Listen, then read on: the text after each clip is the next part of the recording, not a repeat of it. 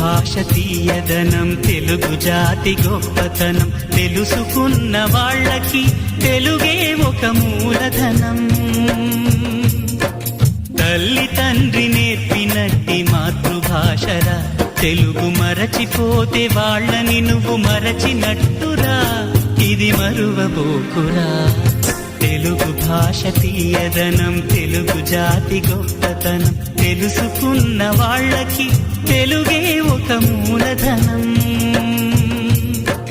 తల్లి తండ్రి నేర్పినట్టి మాతృభాషరా, తెలుగు మరచిపోతే వాళ్ళని నువ్వు మరచినట్టురా, ఇది మరువబోకురా.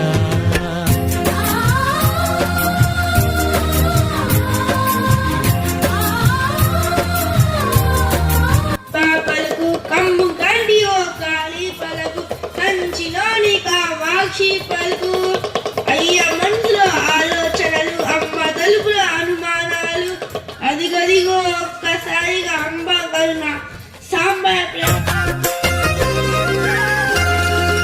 అమ్మ అన్న పిలుపులో నా అనురాగం ధ్వనిస్తుంది, నాన్న అన్న పదములో నా అభిమానం జనిస్తుంది. మమ్మీ డాడీలోన ఆ మాధుర్యం ఎక్కడుంది?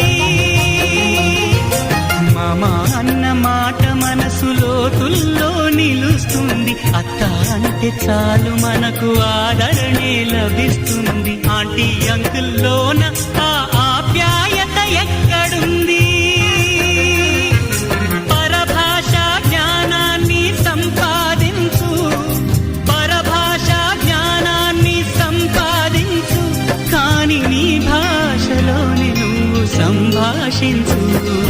తల్లి తండ్రి నేర్పినట్టు నేను కవిత్రయంలో మొదటి వాడిని. నేను 11వ శతాబ్దానికి చెందిన గొప్ప తెలుగు కవిని. నాకు ఆది కవి, వాగను శాసనుడు అనే బిరుదులు ఉన్నాయి. సోమయాజీ. నేను కవిత్రయంలో 2వ వాడిని. నేను 13వ శతాబ్దానికి చెందిన గొప్ప తెలుగు కవిని. నాకు కవి బ్రహ్మ, ఉభయ కవిమిత్రుడు అనే బిరుదులు లభించాయి. నేను ఆంధ్ర 15 పర్వాలు మరియు విక్రమసేన విజయం మొదలైన రచనలు. నేను కవిత్వంలో చివరివాడిని, అనగా 3వ వాడిని. నేను 14వ శతాబ్దానికి చెందిన వాడిని. నేను మహాభారతంలో పర్వాన్ని రచించాను. ఇప్పుడు నేను రచించిన పద్యాలలో ఒక పద్యం చెప్పాలనుకుంటున్నాను. శంభుని శరణంబుని వచ్చిన భీకర శత్రు